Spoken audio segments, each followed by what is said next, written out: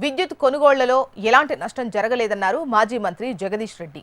రాజకీయ కక్షతోనే కేసీఆర్ లక్ష్యంగా విచారణ జరుపుతున్నారని ఆరోపించారు. విచారణకు ముందే జస్టిస్ నరసింహారెడ్డి ప్రెస్ మీట్ పెట్టి తప్పుడు సంకేతాలు ఇచ్చారని ఆరోపించిన జగదీష్ రెడ్డి ఆయన కమిషన్ నుంచి తప్పుకోవాల్సిందే అన్నారు.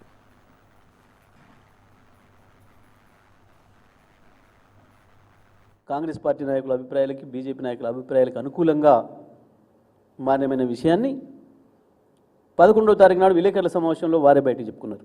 వాస్తవానికి ఇప్పటివరకు దేశంలో ఏ కమిషన్ కూడా ఈ రకంగా విచారణ పూర్తి కాకముందే మధ్యలోనే తన అభిప్రాయాలను వ్యక్తీకరించి ముందే జడ్జిమెంట్నే చెప్పిన పద్ధతుల్లో ప్రజల్లో తప్పుడు సంకేతాలు పోయే పద్ధతుల్లో ఇట్లా మాట్లాడిన సందర్భం లేదు. న్యాయంగా మేము కమిషన్ను విచారణ మేము ఎప్పుడు వ్యతిరేకించలేదు.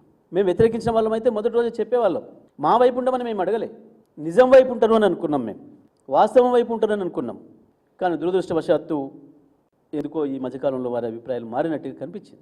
అవి మీరు పెట్టిన దాంట్లో ఈఆర్సీల పాత్ర ఉంది, ఈఆర్సీలు తీర్పిచ్చినాయి, ఈ పలానా విషయాల్లో మనం విచారణ చేయడానికి లేదు మనకు హక్కు, ఇవి తీసేయండి అని అడిగి ఉండాలి. మీరు తప్పకుండా తప్పుకోవాల్సిన అవసరం కూడా ఉంది. వారికి జరిగి ఉండొచ్చు, ఆ రోజు వారి చూపు నుంచి అది దూరమై ఉండొచ్చు. ఒకవేళ అటువంటి ఆలోచన వారికి రాకుండవచ్చు, లేదా చూడకుండా ఉండవచ్చు, అది నేను ఇది చేయకూడదనే విషయం తెలియకుండవచ్చు.